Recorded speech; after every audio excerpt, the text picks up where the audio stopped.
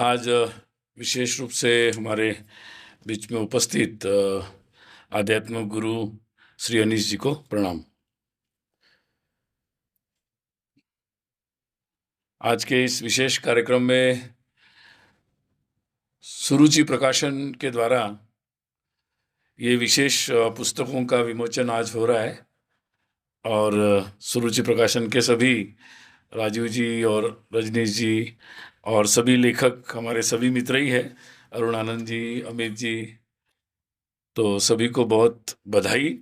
और आज ये जो पुस्तकों का विमोचन हुआ है तो संयोग ऐसा हुआ कि दोनों पुस्तकें मुझे देखने का मौका मिला और ये कॉमिक्स तो मैंने वर्ड टू वर्ड मतलब शब्दशः पढ़ने का मौका मिला, तो काफ़ी अच्छा है और प्रभावी रूप से अभी इसमें कुछ मुझे तुरंत कमेंट नहीं करना है, क्योंकि जो मुझे कमेंट करनी थी मैंने छपने से पहले कर दी और उन्होंने शायद उसमें वो सारे चेंजेस भी कर दिए हैं, इसलिए अच्छा है, बहुत बढ़िया, तो बधाई। क्योंकि अरुण आनंद जी की पुस्तक तो अंग्रेजी में है, शायद बाद में हिंदी आएगी, तो मतलब रेंज बड़ी है, मतलब बिल्कुल केवल अंग्रेजी पढ़ने वालों के लिए भी है और बिल्कुल बालक जो बिल्कुल हिंदी में कॉमिक्स पढ़ना चाहते हैं उनके लिए भी। तो सुरुचि की ये मार्केटिंग स्ट्रैटेजी अच्छी है। तो मतलब ऐसी ही रेंज इतनी बड़ी रखे और साथ में अब ये आजकल ऑडियो वीडियो ये सारे फॉर्मेट अब बड़े महत्वपूर्ण हो गए हैं, तो मुझे लगता है ये सारे विषयों की चिंता अब सुरुचि प्रकाशन निश्चित करेगा, ये अपेक्षा। तो आप सबको राम जन्मनवमी की बहुत बहुत शुभकामना और जय श्री राम हम सबके लिए। और जय श्री राम। हम सब भाग्यशाली है कि मतलब वास्तव में ऐसे लगता है कि राम का युग प्रारंभ हो गया, क्योंकि हम उस युग में हम लोग उपस्थित हैं।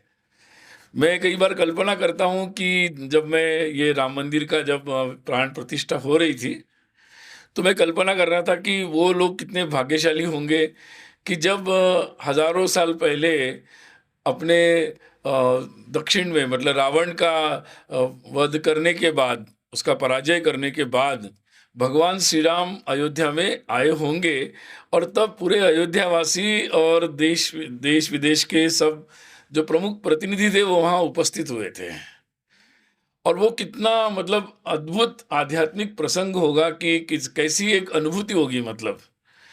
तो मुझे लगा कि ये जो प्राण प्रतिष्ठा का कार्यक्रम था उसमें ही उसी प्रकार से देश के सब प्रमुख लोग आए, पूरे देश भर में उसको मनाया जा रहा है, तो मुझे लगा कि ये ऐसा उस समय ही हुआ होगा और हम उतने हजारों वर्षों के बाद हम लोग ऐसे भाग्यशाली लोग हैं कि हमें इस समय जब भगवान श्री राम के प्राण प्रतिष्ठा मंदिर हो रहा है उस समय हम मनुष्य जीवन प्राप्त किए हैं।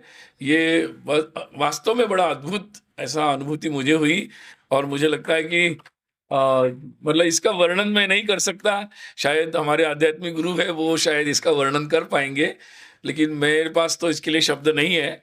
लेकिन एक सामान्य व्यक्ति की तरह मेरी अनुभूति जो थी वो मुझे लगा कि आपसे मैं इसको बताऊं कि किस तरीके से अनुभूति उस दिन हो रही थी और जब जब भी उसका स्मरण होता है तो वास्तव में उसका एक अलग ही एक आनंद प्राप्त होता है।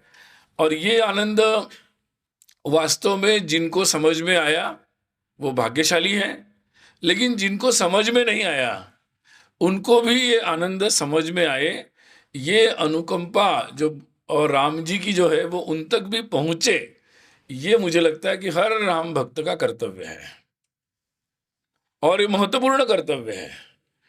राम को अपने हृदय में रखे लेकिन अपने तक सीमित न रखे, क्योंकि भगवान राम ने सभी से कहा कि मैं सबका हूं, मतलब आपका भी हूं, भरत का भी हूं, मैं लक्ष्मण का भी हूं, लेकिन फिर भी मैं सबका हूं। तो ये जो एक उनके जीवन का बहुत महत्वपूर्ण संदेश है, तो इसलिए हम लोग समझ गए, हमें भाग्य मिला कि हमें ये अनुभूति मतलब इसका महत्व हमें समझ में आ गया। बहुत लोग हैं, करोड़ों लोग जिन तक ये बात नहीं पहुंची अभी, और जिन तक ये शुभ संदेश नहीं गया है, ये बात नहीं पहुंची है, ये भाव नहीं पहुंचा है, तो मुझे लगता है कि ये बात और ये भाव पहुंचाना अत्यंत आवश्यक है। और इस दृष्टि से ये जो महत् कार्य है, विभिन्न प्रकार के माध्यमों से ये पहुंचाना, ये मुझे लगता है कि बहुत ही अच्छा कार्य हुआ है। और इस बार बड़ी अच्छी बात थी कि हमारे सभी प्रचार माध्यमों ने, भारत के सभी प्रचार माध्यमों ने बहुत सकारात्मक रूप से, एक पूरे भाव से, मतलब ये बात सभी लोगों तक पहुंचाई। और ये मतलब वो बिल्कुल साधुवाद के पात्र है, क्योंकि उनके कारण करोड़ों करोड़ों लोगों को उसकी प्रत्यक्ष अनुभूति मिली, उस भाव की भी अनुभूति मिली, उसका वर्णन सुनने को मिला, पढ़ने को मिला, देखने को मिला। तो वास्तव में एक उत्सव बन गया। मुझे याद है उस दिन अयोध्या में था, तो अयोध्या में मतलब वो घटना बताने से पहले पहला पृष्ठभूमि बताना जरूरी है, क्योंकि हम लोग, मैं नागपुर का हूँ और 83 में मेरा जस्ट 10th हुआ था, और नागपुर भारत में एकता यात्रा निकली थी। एकता यात्रा 83 में, एकता यात्रा देश के तीनों कोनों से नागपुर में आकर एकत्रित हो गई और वो पूर्ण हो गई, वहाँ पूर्णाहुति वहीं हो गई नागपुर में।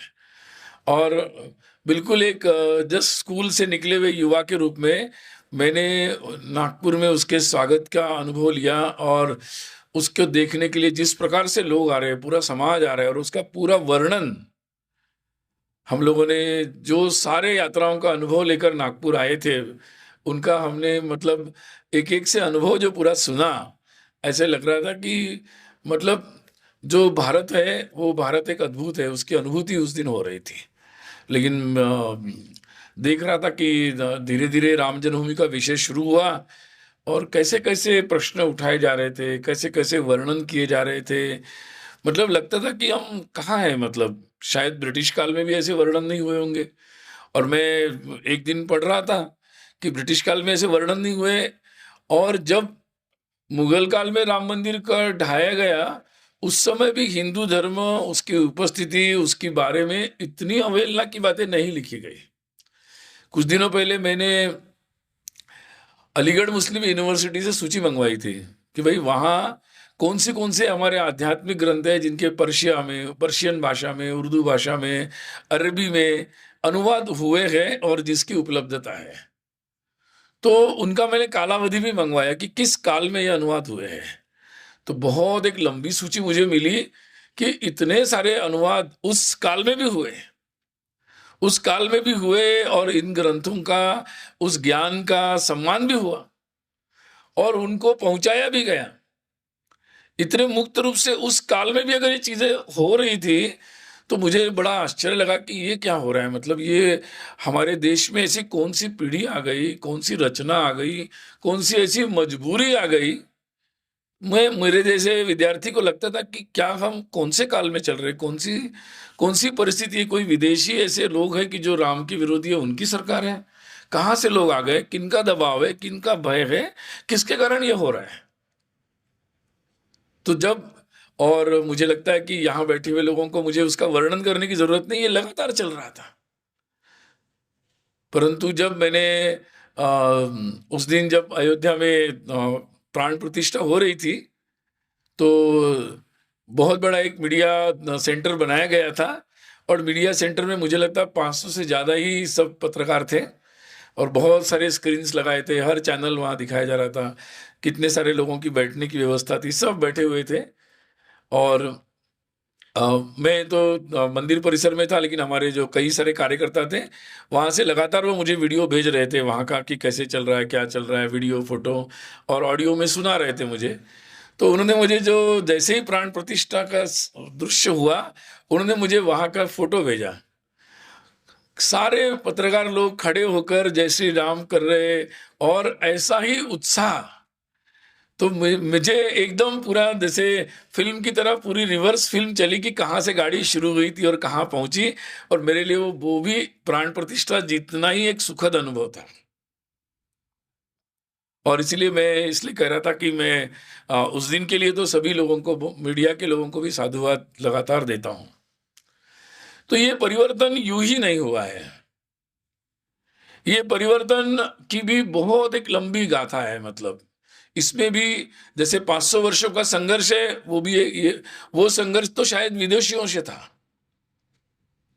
वो संघर्ष में साफ था कि कौन आगे कौन सामने है, आपके बिल्कुल साफ था। और इसलिए सीधा संघर्ष था।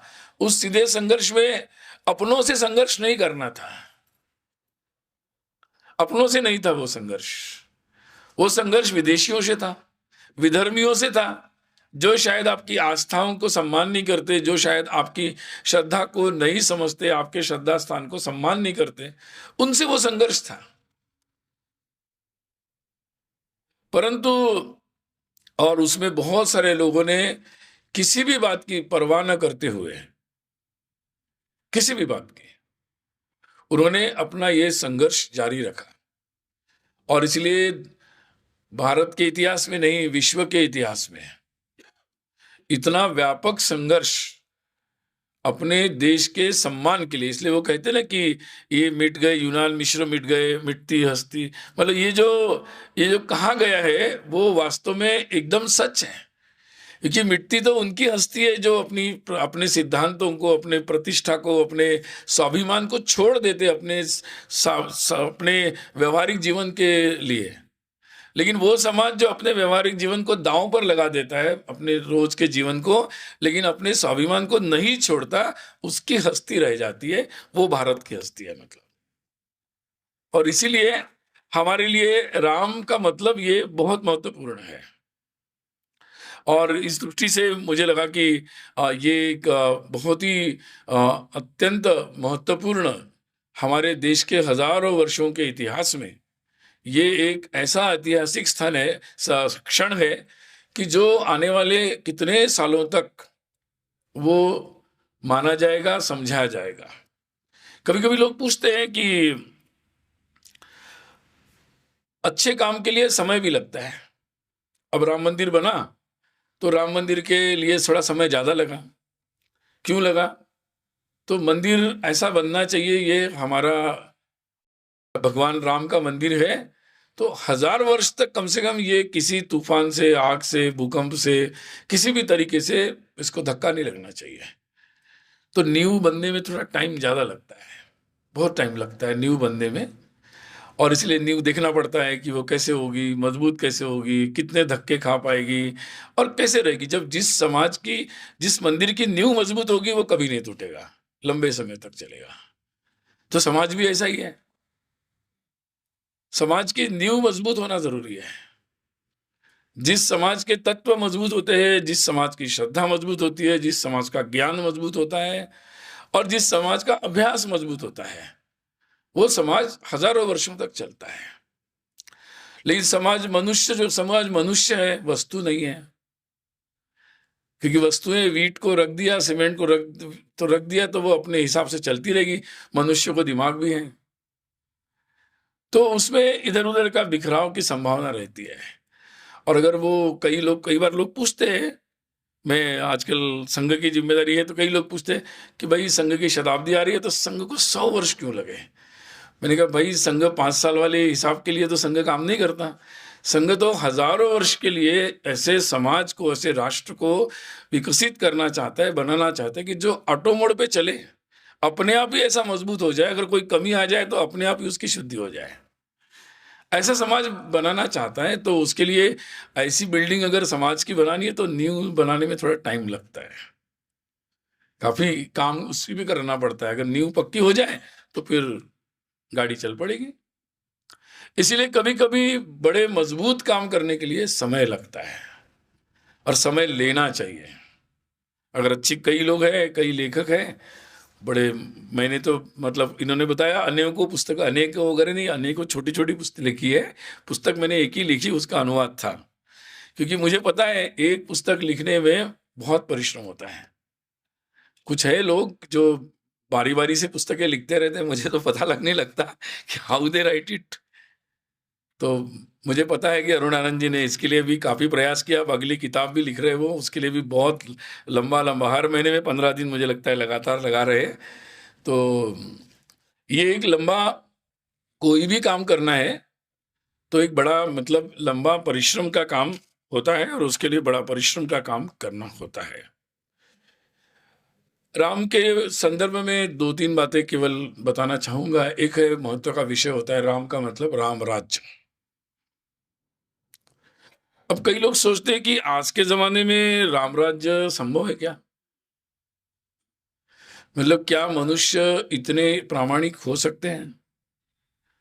क्या राम के समय के अनुसार इतनी प्रामाणिकता से, इतने परस्पर प्रेम से, इतने न्यायपूर्ण तरीके से, इतने लोगों के लिए एक दूसरे की चिंता करने वाले धर्म के मार्ग से लोग चल सकते हैं क्या? ऐसे कभी-कभी लोगों के मन में तो उनको लगता है राम राज्य एक कल्पना है। मतलब जो सबने कहना है एक दूसरे को और चलते रहना है। नहीं, मैं ऐसा नहीं मानता हूँ। क्यों? क्योंकि ये शायद दुनिया के बहुत सारे लोगों ने बड़े-बड़े फिलोसोफर, पॉलिटिकल साइंस में तो वैसे मतलब क्या बोलते हैं एजुकेशन से मैं सोशल स्टडीज़ या ह्यूमैनिटीज़ का विद्यार्थी नहीं हूँ। इसलिए बड़े-बड़े जो फादर्स हैं पॉलिटिकल साइंस के, सोशियोलॉजी के, मुझे पता नहीं है वो फादर्स जो है economics father of economics, father of political science, father of क्या-क्या सबके फादर हैं। मुझे वो फादर तो मालूम नहीं क्योंकि I am not the student of that studies. लेकिन मुझे उनके ग्रैंड-ग्रैंडफ़ादर पता है। क्योंकि उनका जन्म भारत में हुआ था। उनके बारे में मुझे पता है और उन्होंने ये बात ज़रूर कही, हज़ारों वर्षों के अनुभव से उन्होंने ऐसे मार्ग बताए हैं, ऐसे महापुरुषों के जीवन उन्होंने बताए हैं, ऐसी कई कहानियाँ उन्होंने बताई है, जो राम के जीवन से मेल खाती है। ऐसे तत्व बताए हैं और ऐसे तरीके बताए हैं, क्योंकि राम के जीवन में ऐसी शिक्षा है। राम के जीवन में उनके पीढ़ियों का आदर्श है। राम के जीवन में उनके पास ऐसे गुरु हैं और ऐसे गुरु जिस जीवन में जिस संसार में हो वहां अच्छा ही होगा। और इसलिए उसके पास राम जैसा राजा है तो अकेला राजा नहीं है, राम का भाई भरत है वो भी वैसा ही राजा है। तो ये संभव है, परंतु ऐसा समाज बनने के लिए हमें बहुत सारे परिवर्तन करना पड़ेंगे और उसके लिए हमें तैयार होना पड़ेगा। कई बार लोग सोचते हैं कि पॉलिटिकल पार्टी सबसे पहले पॉलिटिकल पार्टी सुधरनी चाहिए और लेकिन मैं कई बार मानता हूं कि पहले समाज सुधरेगा कि पहले पॉलिटिकल पार्टी और सत्ता सुधरेगी।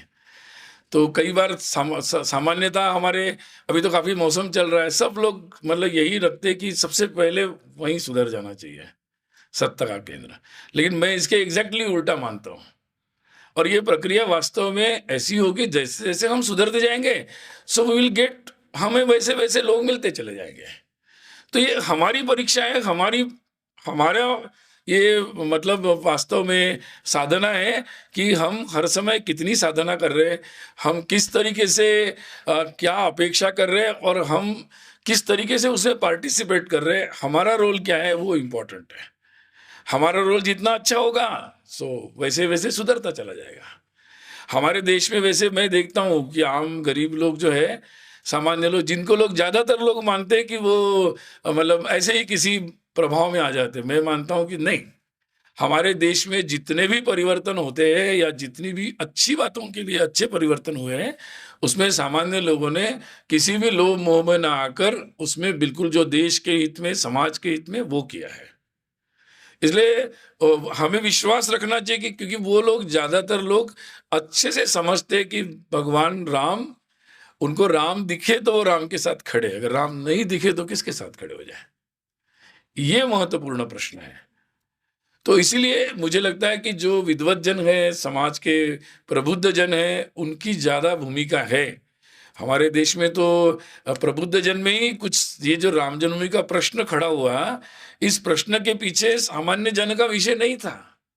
इसमें हमारा जो प्रबुद्ध जन है, इंटेलिजेंसिया, सो कॉल्ड इंटेलिजेंसिया, उनके जो संभ्रम थे उसका एक बेस्ट एग्जाम्पल, अगर इंटेलिजेंसिया को संभ्रम हो जाए तो राम जैसे विषय पर, राम मंदिर जैसे विषय पर कैसे प्रश्न खड़े होते हैं, इसका एक एग्जाम्पल है। मतलब ये आने वाली पीढ़ियों को एग्जाम्पल के रूप में पढ़ाना चाहिए कि इसीलिए हमारे इंटेलिजेंसिया को पोल्यूट नहीं होने देना चाहिए, उनकी बात स्पष्ट रहनी चाहिए।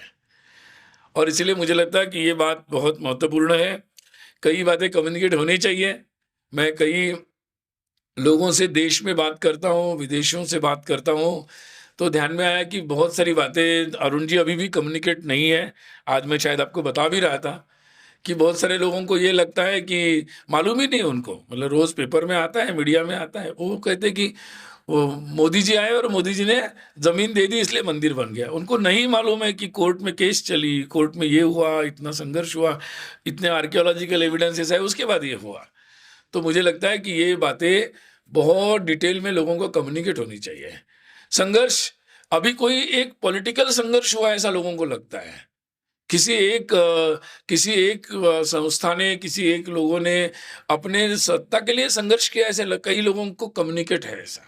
ये अभी अभी की बात है। उनको मालूम होना चाहिए कि ये संघर्ष आपके, मेरे, सबके दादा परदादा, दादी परदादी सबने किया है। हम सब उसकी लिगेसी है हमारे पास 500 वर्षों की। और केवल अयोध्या की नहीं, ऐसे जितने भी श्रद्धा के स्थान हैं उन सब के लिए ऐसे संघर्ष की कहानी है। धीरे धीरे वो कहानी भी सारी समाज के सामने अच्छे से लानी पड़ेगी। और क्योंकि राम तो हमारे देश में सब भाषा में है, सब जाति समुदाय में है, सब लोक भाषा में है, सब काल में है। मतलब राम तो मुझे लगता है कि हर जगह उपस्थित है, भारत में हर तरीके से है। और इसीलिए आज ये हमारा जो विषय है, समाज में आजकल ये भी चर्चा होती है कि क्या हमें भूल जाना चाहिए या अपने स्वाभिमान के लिए संघर्ष करना चाहिए।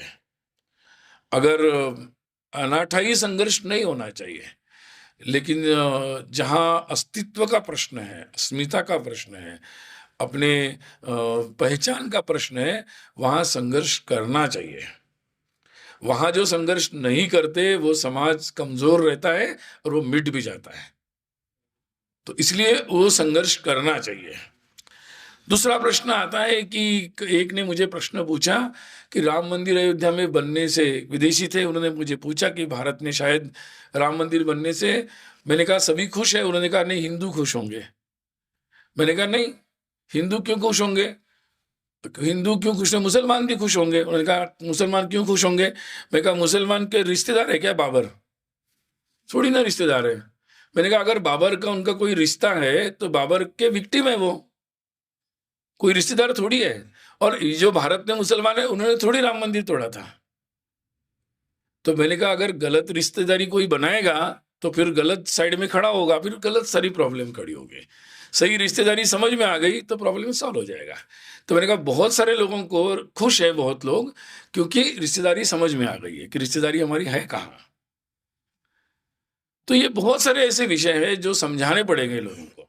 और एक विषय है, जैसे कई लोगों ने कहा कि भाई कि मतलब ये जो मंदिर है, मतलब ये जो बातें हैं, तो इसमें उन लोगों को पता नहीं है कि कोर्ट में रिजल्ट हुआ, रिजल्ट के बाद ये रिजल्ट हुआ, रिजल्ट के बाद ये रिजल्ट के बाद मुसलमानों के पक्ष के जो थे उनको भी जमीन दी गई और उन्होंने जमीन स्वीकारी और वहां उन्होंने उसके लिए उसका अपना कार्य भी प्रारंभ किया। तो ये बातें देश को और दुनिया को भी कम्युनिकेट होनी चाहिए। क्योंकि मैंने देखा भारत के मीडिया ने जो बहुत अच्छा काम किया, परंतु कुछ पश्चिम में भी कुछ ऐसे मीडिया के सूत्र हैं कि जिन्होंने अभी भी लिखा है कि भाई ये उनको शायद पूरा रिसर्च वगैरह करते नहीं है वो, शायद इसलिए कुछ उन्होंने आधी अधूरी जानकारी दी। तो ये पूरे दुनिया को खड़े होकर बताना पड़ेगा कि भारत क्या है, भारत की परंपरा क्या है, भारत का राम से क्या संबंध है, राम मंदिर क्या है, उसका महत्व क्या है, और कैसे ये इससे सभी को खुश होना चाहिए। मैं कई लोगों को कहता हूँ कि आप लोग तो ये खुश होना चाहिए कि इतने शांति से और अच्छे से ऐसे कई सारे प्रश्नों का आने वाले समय में समाधान होगा। और पड़ोसी देशों से थोड़ी ना हम सीखेंगे कि मतलब आपस में झगड़ा किया जाए। तो नए समय की नई बातें हैं और मुझे लगता है रास्ते निकलेंगे। लेकिन जो देश में जो भारत का हजारों वर्षों का इतिहास है, उसका जो स्वाभिमान है, उसके साथ स्पष्ट शुद्ध बुद्धि से समाज अगर इस बात समझता है और खड़ा होता है, तो फिर सारे लोग उस राष्ट्र के उस प्रामाणिक भाव से, उसकी राष्ट्र निष्ठा के साथ खड़े होते हैं, राष्ट्र आगे बढ़ता है। तो यही भारत का भूतकाल था। वर्तमान में कुछ आगे पीछे हुआ होगा, परंतु भविष्य काल भी अच्छा वैसा ही भविष्य काल है। तो इस दृष्टि से आज मुझे लगता है कि राम जी की हम पर कृपा है। रामनवमी के दिन पर हम सब लोग ऐसे पुस्तकों के विमोचन करने के लिए एकत्रित हुए हैं। आपको पुनः एक बार रामनवमी की शुभकामनाएं।